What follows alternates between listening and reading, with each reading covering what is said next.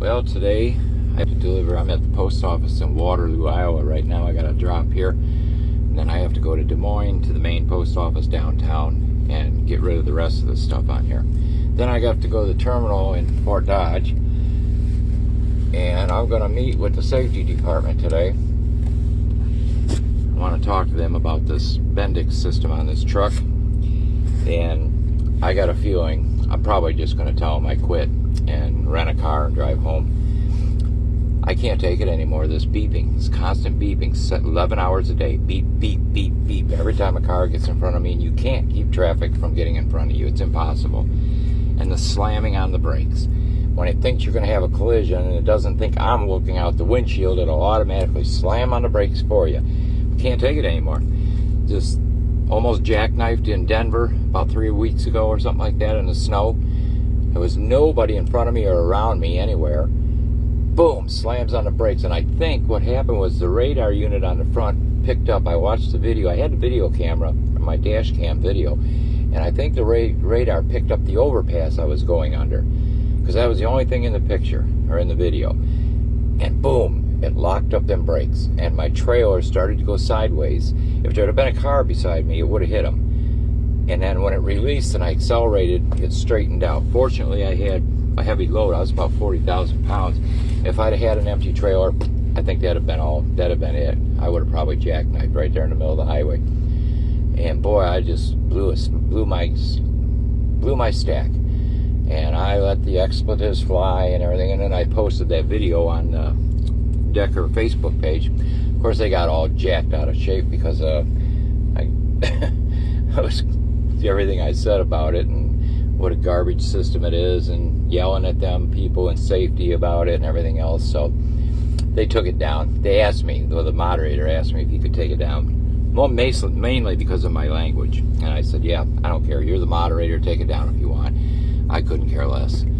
I said, I think I got my point across. I think like 85 people saw it before they took it down, including all the bigwigs at Decker, because I got a message about that they all saw it. And they weren't very happy. So, oh well, that makes two of us. So I got a feeling I've got like 12 voicemails right now on my phone from recruiters wanting me to drive, pulling reefer trailers. And so I got a lot of options open. Julie's busier than hell with the car service to the airport. I may go back to doing that and helping her. I don't know yet what I'm going to do. My options are open.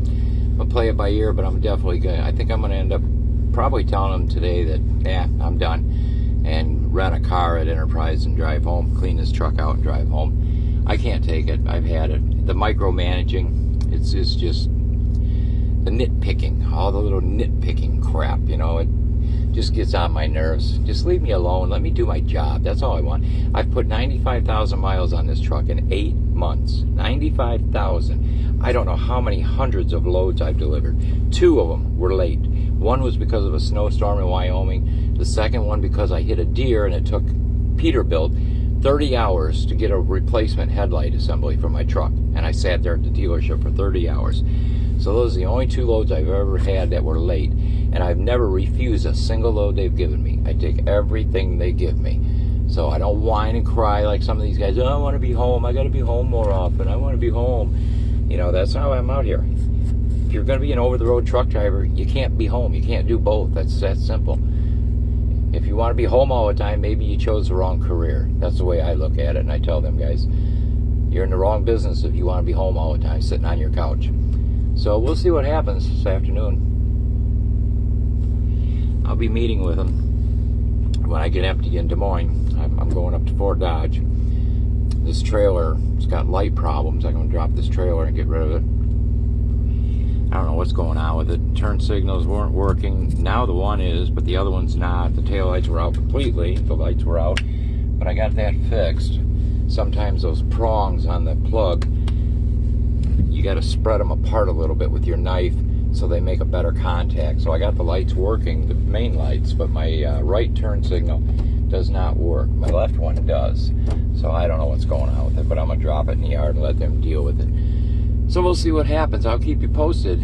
I may be driving you to the airport real soon. You never know.